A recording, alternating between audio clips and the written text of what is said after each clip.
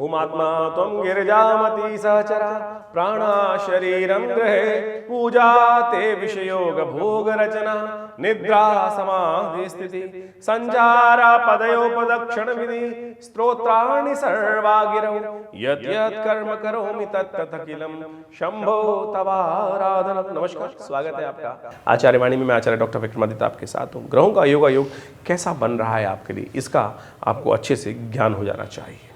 यदि हमें ये ज्ञान हो जाए ना, तो हम अपने आने वाले समय को बहुत सुंदर तरीके से लाभ की तरफ परिवर्तित कर सकते हैं। बहुत सारे लोग कहते हैं जब ग्रहों ने ही सब कुछ करना है तो फिर हमको कुछ करने की जरूरत क्या है। ग्रह केवल दिशा देने का प्रयास करते हैं, चलते आप हैं। ग्रह आपको उठा के चलाते नहीं हैं। यदि ग्रहों का उपचार भी तो कराया जाता है। पंडित लोग कहते हैं, ब्राह्मण कहते हैं, सब लोग शास्त्र कहते हैं कि भाई ये उपचार कर लो, वो भी तो कर्म है। यदि ग्रह रुक रहा होता तो उपचार नहीं होगा।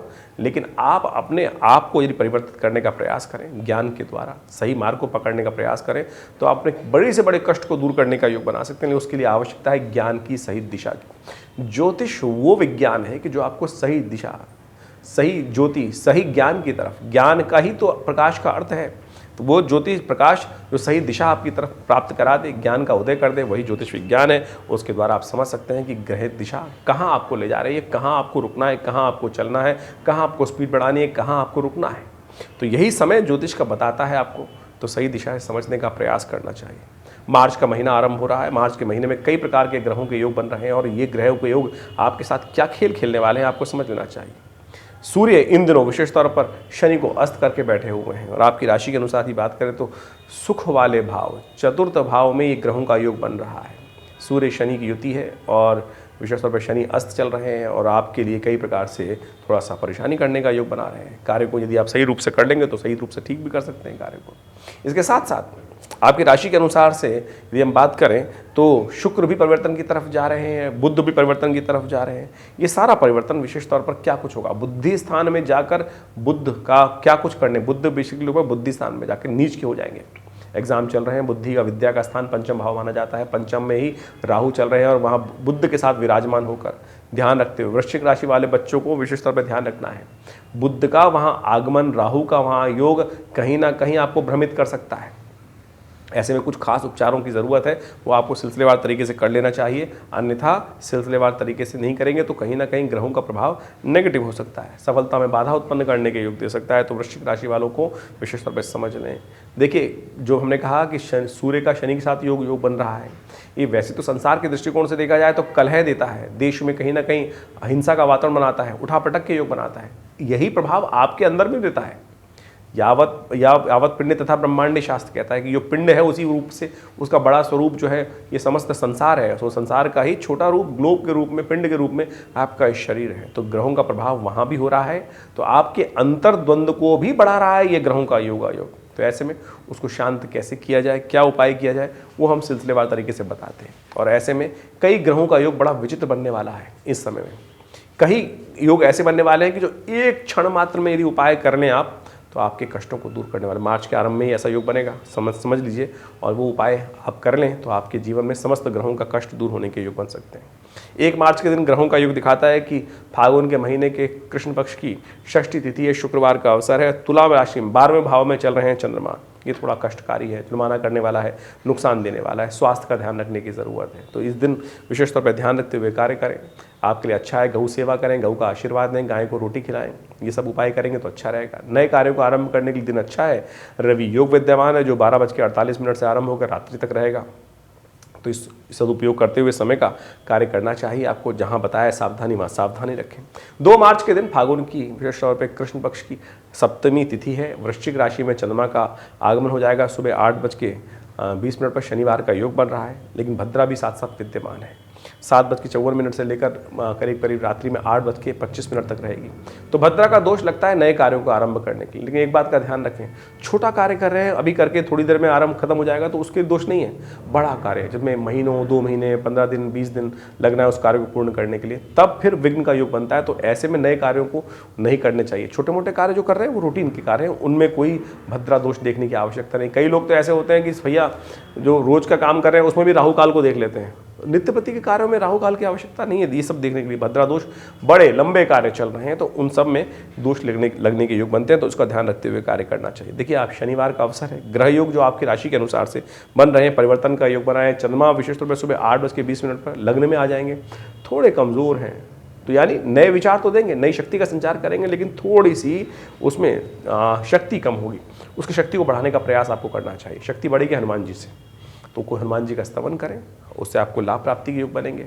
और हनुमान जी के शनि भी अनुकूल हो जाएंगे। शनि को भी ठीक करने के लिए, शक्ति देने के लिए हनुमान जी से बढ़िया उपाय क्या है, तो हनुमान जी का पाठ करें, हनुमान चालीसा, हनुमान जी को चूल्हा चढ़ाएं, हनुमान चालीसा का पाठ कर लें, अच्छा रहेगा। 3 मार्च को रविवार का अवसर है, अष्टमी तिथि है और विशेष तौर पर जो ग्रहों का योग कालाष्टमी का योग बन रहा है। कालाष्टमी शिव का स्तवन करने का बड़ा सुंदर दिवस माना जाता है। कहा जाता है कि अष्टमी के दिन ही, विशेष तौर पर कृष्ण पक्ष की अष्टमी के दिन ही सबसे पहले शिव का पूजन, शिवलिंग के रूप में स्थापना हुई थी भगवान शिव की, ज्योतिर्लिंग के रूप में उनकी पूजन आरंभ हुआ था। तो इसलिए कालाष्टमी, कृष्ण पक्षी जो अष्टमी है वो कालाष्टमी है और शुक्ल पक्षी जो अष्टमी है वो दुर्गाष्टमी के रूप में मानी जाती है। तो इसका पूजन विशेष तौर पर करने का प्रयास कीजिए, शिव का आराधना करने का प्रयास कीजिए। इस दिन नेपच्यून ग्रह जो है वो अस्त होने जा रहा है। नेपच्यून ग्रह आपकी राशि के अनुसार से बुद्धि में चल रहे हैं इस वक्त और बड़ा विशेष योग बन रहा है। देखिए नेपच्यून बुद्धि स्थान में बैठे हुए हैं और सूर्य के कारण से अस्त होने जा रहे हैं और सूर्य भी अभी मार्च में ही परिवर्तित हो जाएंगे। एग्जाम के दिन चल रहे हैं बच्चों वाला स्थान माना जाता है, तो ऐसे में थोड़ा उपाय करने की ज़रूरत है।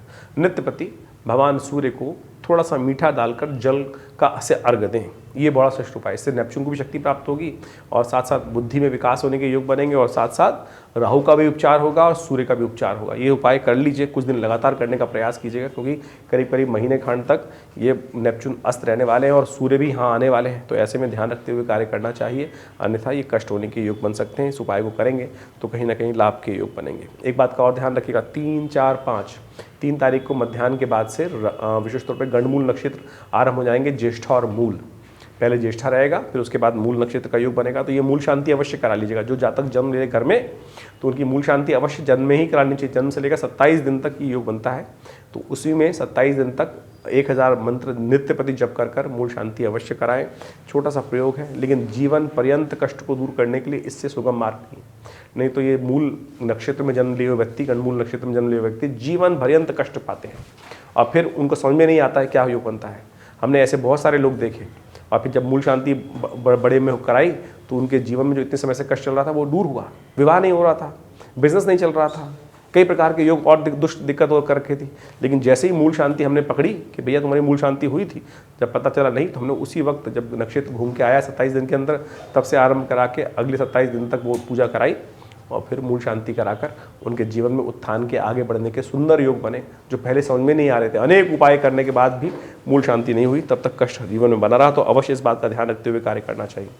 4 मार्च को विशेष तौर पर सोमवार का अवसर, नवमी तिथि है और धनु राशि में चंद्रमा का प्रवेश होने जा रहा है। धनु राशि में चंद्रमा का प्रवेश होने से आपकी राशि के अनुसार से परिवर्तन का योग बड़ा सुंदर रहेगा। जो आप कार्य करेंगे, विचार करेंगे, नई शक्ति साथ कार्य करेंगे, शाम को उसे लाभ के योग, एकता के योग, आगे बढ़ने के योग, सुंदर बनने के अच्छे योग बनते दिखाई दे रहे हैं। ऐसे में थोड़े चंद्रमा को शक्ति देने की ज़रूरत है, क्योंकि दिन में चंद्रमा वृश्चिक राशि में रहेंगे, थोड़े क्षीण रहेंगे। दूध से भगवान शिव का अभिषेक कर लीजिए, ओम नमः शिवाय का पाठ करते हुए। शिव को सोमेश्वर भी कहा जाता है, जो ये सोम के यानी चंद्रमा के जो ईश्वर है, चंद्रमा साक्षात भगवान शिव के शीर्ष पे विराजमान होते हैं, तो इसलिए उनका ध्यान करना, उनका पूजन करना शास्त्रोक्त है। इससे कल्याण के योग बनेंगे। 5 मार्च को तिथि क्षय है, उदय तिथि नौमी है, लेकिन दशमी उसके बाद आएगी, अगले दिन से पहले अस्त हो जाएगी। तो दशमी का अस्त होना नए कार्यों को आरंभ करने में विलंब करने के योग देगा, तो नए कार्यों के लिए मुहूर्त करने के लिए दिन अच्छा नहीं है। ग्रह योग आपकी राशि के अनुसार से अनुकूल बने हुए हैं, ऐसे में विशेष तौर पर आपके लिए अच्छा है। ट्रेडिंग संबंध क्षेत्रों में नए विचारों के संबंध में क्षेत्र करने से यदि माता पिता का आशीर्वाद लेकर कार्य करना आपके लिए बहुत सुंदर रहेगा। तो ऐसे में सुंदर तरीके से हनुमान जी का स्तवन भी किया जाए। मंगलवार का अवसर है, हमने भी विवेकानंद योगाश्रम में सुंदर तरीके से सुंदरकांड का पाठ रखा है और बड़ा भगवान का स्तवन करने का सुंदर दिवस है। तो शाम को सुंदरकांड का पाठ रहेगा, सवा मणि का भोग रहेगा। आप भी इसमें सम्मिलित हो सकते हैं। विवेकानंद योगाश्रम में होने वाले सुंदरकांड पाठ में शाम को 5 बजे से लेकर करीब करीब यज्ञ के साथ ये कार्यक्रम आरंभ होगा और शाम को करीब करीब 9 बजे तक भंडारे के साथ ये समाप्त होगा। तो आप भी इस कार्यक्रम में सम्मिलित हो सकते हैं। इस दिन राहु और केतु भी परिवर्तन की तरफ जाएंगे, वो नक्षत्र में चरण परिवर्तन करने का योग बना रहे हैं। तो ऐसे में बुद्धि में तो विचारों में परिवर्तन आने का योग भी बनेगा। सबको ठीक करने के लिए हनुमान जी का स्तवन सबसे बढ़िया है। इस कलिकाल में अजर अमर है हनुमान जी और सदा विराजमान रहने वाले हैं और केवल प्रसन्न होते हैं हरिनाम का स्मरण कर लेने से। भगवान का स्तवन जो कर लेते हैं उनके लिए हनुमान जी संपूर्ण रूप से उनकी रक्षा करने के लिए सुंदर योग बनाते हैं। तो सुंदरकांड का पाठ इसलिए करना हमने क्रम रखा है, कल्याण होगा। 6 मार्च के दिन ग्रहों का योग दिखाता है बृहस्पतिवार का अवसर, द्वादशी तिथि और बुधवार के दिन ही योग बन रहा है एकादशी का, विजया एकादशी। भगवान का स्तवन करने का बड़ा सुंदर अवसर है। ग्रहों का योग परिवर्तन की तरफ आपके लिए सुंदर तरीके से बना हुआ है। आपके लिए लाभ की स्थिति प्रशस्त करता दिखाई दे रहा है। आपके विचारों में बस दुविधा को त्यागिएगा। जो आपके विचारों में दुविधा है ना, हाँ ना में फंसे हुए हैं, चंद्रमा इस प्रकार से योग बना रहा है द्वितीय भाव में जाकर, बोलने में जल्दी हो सकती है और बोलने के बाद सोचने के योग बनेंगे। तो इसलिए पहले सोचें फिर बोलें, इस बात का ध्यान रखते हुए कार्य करें, कहीं वाणी का दोष ना लग जाए, इस बात का ध्यान रखते हुए आपको कार्य करने की ज़रूरत है। हिम्मत अच्छी रहेगी, आगे बढ़ने के योग अच्छे बनेंगे। आपकी राशि के अनुसार से बंदर बन रहे हैं भगवान की कृपा से।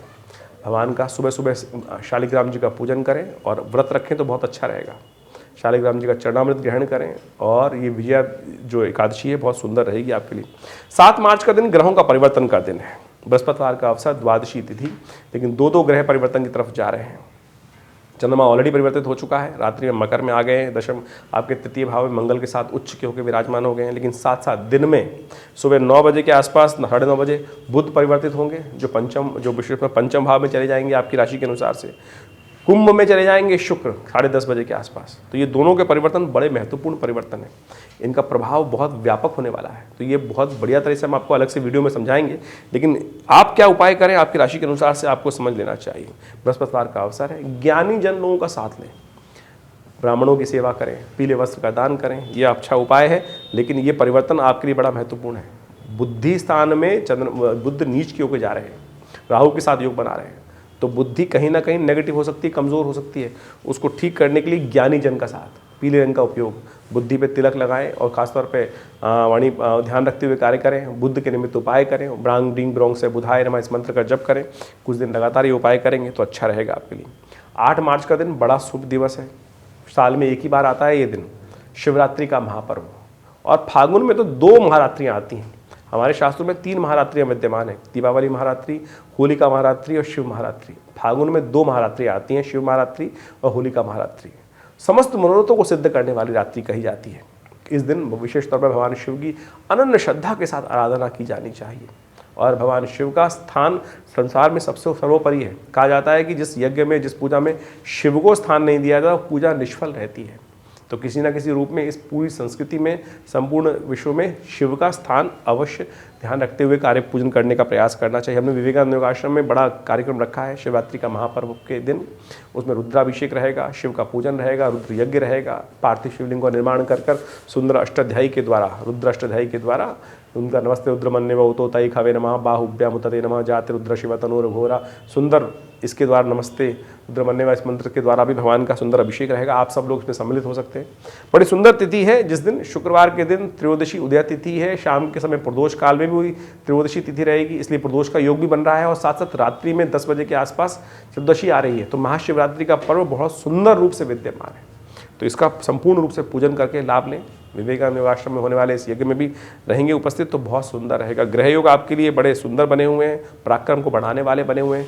ऐसे में आपका ग्रह भी कह रहा है कि शिव की उपासना करने से समस्त प्रकार से मनोरथ सिद्ध होने के योग आपकी राशि के अनुसार से बन रहे हैं। तो शिव का ध्यान करते हुए वृश्चिक राशि वालों, आपके संपूर्ण रूप से कष्टों को दूर करने के लिए ये शिवरात्रि का महापर्व इस बार ग्रहों का योग बना रहा है। तो अवश्य शिव का ध्यान करें, यज्ञ में भाग लें, शिव का पूजन आपके लिए अच्छा रहेगा। बस ध्यान रखिएगा, समय अपने लिए स्वार्थी बनना पड़ेगा, समय फालतू लोगों के लिए बर्बाद ना करें, अपने कामों में लगे। ये संपूर्ण रूप से लाभ देने का योग बनता दिखाई दे रहा है आपके लिए। 9 मार्च का दिन विशेष तौर पर चतुर्दशी का दिन है, शनिवार का अवसर है और ग्रहों का योग दिखाता है विशेष तौर पर आपकी राशि के अनुसार से परिवर्तन का योग। ये परिवर्तन का योग आपके लिए विशेष तौर पर स्वास्थ्य का थोड़ा ध्यान रखने के योग बना रहा है। शनि के साथ, सूर्य के साथ और विशेष तौर पर शुक्र के साथ बुध चंद्रमा विराजमान होंगे, चतुर्ग्रही योग बन गया है। मन में द्वंद्व रहेगा, इधर या उधर, ऐसे या वैसे करने का भाव मन में उत्पन्न रहेगा, तो मन दुविधा रहेगी। और जब चंद्रमा भी सूर्य के साथ आ जाता है तो वो भी अस्त होने की तरफ चलता जाता है, तो मन को थोड़ा आश्वस्त करने की ज़रूरत है। ऐसे में कोशिश ये करें काली चीज़ों का दान करें, उड़द का दान करें, हो सके तो तिल के द्वारा भगवान शिव का अभिषेक करें, कष्ट दूर होने के योग बनेंगे। और उसके बाद 10 तारीख की हम बात कर लें तो रविवार का अवसर, अमावस्या तिथि में भी ग्रहों का योग दिखा रहा है। विशेष तौर पर आपकी राशि के अनुसार से थोड़ा सा बुद्धि का उपयोग, थोड़ा सा कष्ट देने के योग बनते दिखाई देंगे। ऐसे में दुविधा रह सकती है मन में, क्योंकि शाम के समय में चंद्रमा मीन में चले जाएंगे और बुध के साथ योग बनाएंगे, तो कार्य तो जो आप करेंगे उसका लाभ मिलेगा, लेकिन थोड़ी सी उत्साह में कमी आती दिखाई देगी। ऐसे में कोशिश करें अपने पितरों के निमित्त कुछ उपाय कर लें, खीर का दान करें और खीर बनवा के भोग लगाकर उसको वितरण कर लें, अपने पितरों के निमित्त तर्पण कर दें और इससे आपको लाभ प्राप्ति के योग बनेंगे। अपने पितरों का ध्यान रखना चाहिए। बहुत सारे लोगों के मन में भ्रांति होती है कि पितरों के निमित्त करें क्या। बहुत सारे लोग भ्रांति डाल देते हैं कि आपकी कुंडली में पितृदोष है। कुंडली में कभी पितृदोष नहीं होता। बहुत सारे लोग, रेयरेस्ट हो सकता है कि कोई अपने जन्म से ही पितृदोष लेकर आया हो, ऐसा नहीं है भाई। कर्म से बनता है, दुष्कर्म से बनता है।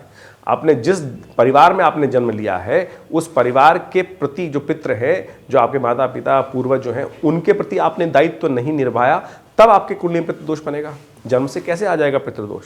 तो इस बात का ध्यान रखते हुए कार्य करें। तो इसलिए भ्रांति को हटाएं। पितृ ऋण है, आप क्या करना है पितृ ऋण से निवृत्ति के लिए? तर्पण, जलदान, ब्राह्मण भोजन, गरीबों को खाना खिलाना और पितरों के प्रति श्रद्धा का समर्पण। यही नहीं करेंगे तो फिर ऋण चलेगा। तो आप क्या कर सकते हैं, हर अमावस्या के दिन अपने पितरों के निमित्त थोड़ा तर्पण कर दें, गायत्री का यज्ञ कर दें, गरीबों को भोजन करा दें, खीर का दान कर दें। ये सब चीज़ करके आप लाभ ले सकते हैं बहुत सुंदर तरीके से। हमने विवेकानंद योगाश्रम में ऐसी व्यवस्था बनाई है कि जो आपके लिए पितरों के निमित्त आपके गायत्री का यज्ञ करा दें, आपके निमित्त तर्पण करा दिया जाए, साथ साथ आपके निमित्त ब्राह्मण भोजन करा दिया जाए। तो आप यदि किसी कारण से अपने स्थान पर बैठकर नहीं कर पा रहे हैं तो आप सहयोग ले सकते हैं आश्रम का। और बहुत सारी गतिविधि समय समय पर चलती हैं, उसकी जानकारी आपको देते हैं हम लोग, उसका लाभ लें, आश्रम जुड़ें। देखिए, जन्मपत्री के अनुसार से बहुत सारे ग्रहों का परिवर्तन का योग बनता है। हम तो ये गोचर के हिसाब से आपको बताने का प्रयास करते हैं कि तिथियां क्या करने वाली है, कैसे आपके योग में जो गणनाओं का योग है वो क्या कुछ करने के योग बना रहा है। लेकिन इसके बाद भी बहुत सारे लोगों के मन में भ्रांति होती है कि चंद्र राशि देखें, सूर्य राशि देखें, लग्न राशि देखें। देखिए, ज्योतिष को ये सब छोटे छोटे पहलू हैं ज्योतिष के। लग्न राशि, आपकी जन्मपत्री की राशि जो लग्न है, या आपकी चंद्रमा की राशि है, या सूर्य राशि है, इन सब को मिश्रित प्रकार से जन्मपत्री का विवेचन करने के लिए उपयोग किया जाता है। केवल एक चीज़ से जन्मपत्री विवेचन नहीं होता है।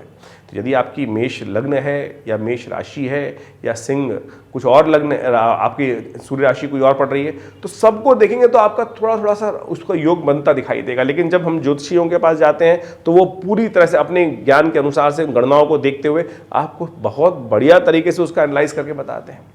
तो ये तो आज जब टीवी पे सुन रहे हैं तो ये जनरल प्रेडिक्शन हम आपको समक्ष उपस्थित करते हैं गोचर के अनुसार से, और गोचर के अनुसार से क्या प्रभाव होगा उसको समझकर आप अंदाज़ा लगा सकते हैं कि आपके लिए समय किस प्रकार से परिवर्तन है। अच्छा तो ये रहेगा कि आप अच्छे से जन्मपत्री का विश्लेषण कराएं, समय समय पर विश्लेषण कराते रहें, क्योंकि उससे हमें काल के समय में, काल गणना के संबंध में अंदाज़ा लग जाता है कि हमारा कौन सा समय बहुत गति से अच्छे आगे बढ़ने का और कौन सा समय हमें थोड़ा सा रिजर्व रहते हुए कार्य करने की ज़रूरत है।